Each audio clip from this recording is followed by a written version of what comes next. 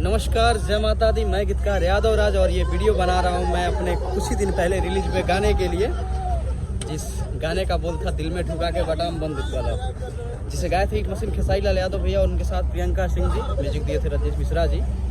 और उस गाने को आप सब बहुत ज़्यादा प्यार आशीर्वाद दिए ना, जबकि वो गाना नए चैनल से रिलीज हुआ था और अभी 3.5 मिलियन प्लस है वो गाना।